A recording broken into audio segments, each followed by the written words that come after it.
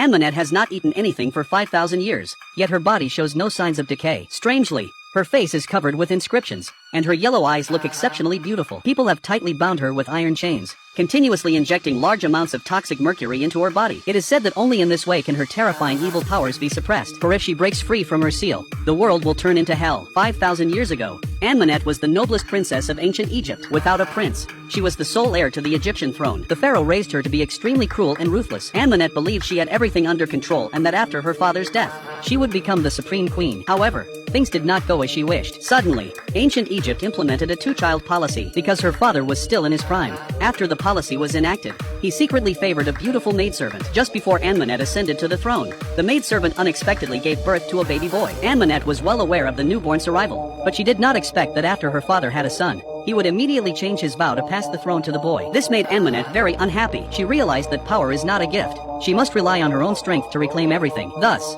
with resentment in her heart, Anmanette summoned the god of death, Set, with blood and made a devil's pact, willing to pay any price. The god of death granted her a dagger embedded with rubies. When she took the dagger, which held the power of death, she felt a tightness in her body, and then mysterious runes symbolizing the power of death began to spread all over her. Her large eyes evolved into eerie yellow pupils. From then on, she gained terrifying dark powers and became immortal. Afterward, she personally killed her father and did not spare her young brother either. After successfully committing patricide, according to the Devil's Pact, Anmanette had to choose an adult male to pierce the chosen mortal's body with the Set's blade, using his body as a vessel for the god of death to walk the earth, thus ruling the world together and reaching the pinnacle of her life. However, the plan was foiled. Just as the ritual was halfway through, the pharaoh's guards arrived in time, shooting mercury needles to suppress the princess, rendering her powers useless. They immediately subdued her and interrupted the ritual. Given the princess's grave sins and the fact that she had inherited the powers of the god of death, she could not be killed. The guards cruelly turned the princess into a living mummy, sealing her in the coffin of death for eternity. Ultimately, the stone coffin was banished to a place far from Egypt,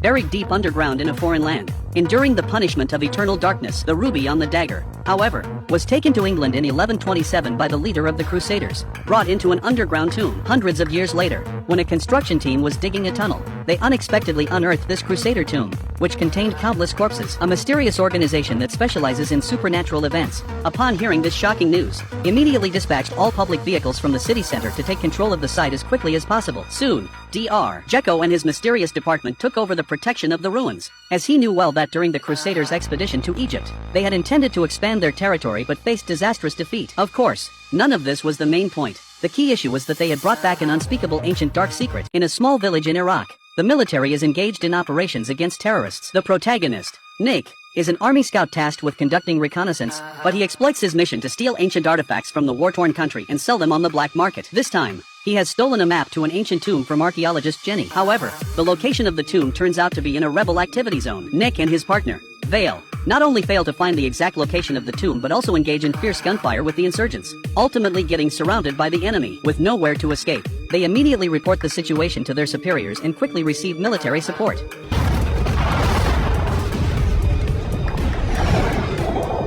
allowing them to survive. However, Nick is taken by surprise when the missiles they deployed inadvertently blow open a lone dormant underground tomb, revealing a massive ancient Egyptian statue. Unsure of what to do next, they quickly call for the command center. The colonel promptly orders the area to be secured, and archaeologist Jenny soon arrives to ensure that any valuable artifacts do not fall into enemy hands. Jenny explains the situation to the colonel and requests to enter the tomb for investigation. The colonel grants her 3 hours for exploration and, for safety reasons, assigns Nick and Vale to protect her while they descend into the tomb. The three of them descend into the dark underground chamber, discovering that the space is larger than they anticipated. The inscriptions on the walls appear to belong to a pharaoh's tomb, but there are no treasures in sight. They quickly notice something strange. Mercury is dripping everywhere, eventually pooling in the center of the tomb. In ancient Egyptian mythology, mercury was used to ward off evil spirits. They turn on their flashlights and continue their exploration. As they venture deeper into the tomb, they come across a deep pit filled with mercury, surrounded by 6 guardian statues that seem to protect something. After careful observation, Jenny concludes that this is not a conventional burial site. Unlike other pharaohs' tombs, the guardian statues here face inward,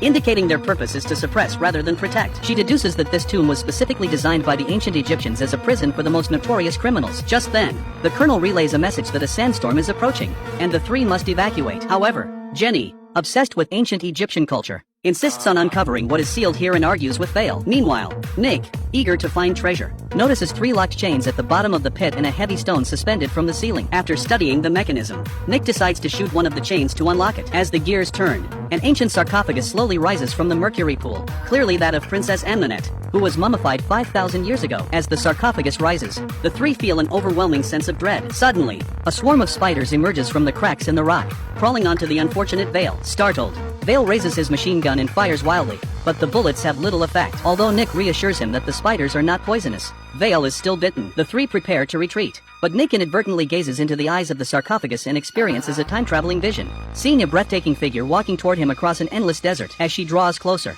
he realizes it is the alluring ancient Egyptian Princess Ammonette. She approaches Nick and tells him, "You are the chosen one of the god of death." In a daze, Nick is about to be kissed by Ammonette when Jenny notices his strange behavior and calls out to him, pulling him back to reality. Nick finally snaps back, pondering the meaning of the vision. At this point, they still do not realize the danger they are in. Jenny even requests the military to use a helicopter to transport the mummy for study. However, as the sarcophagus is pulled from its sealed location by the helicopter, the crows outside suddenly become agitated, signaling an impending greater crisis.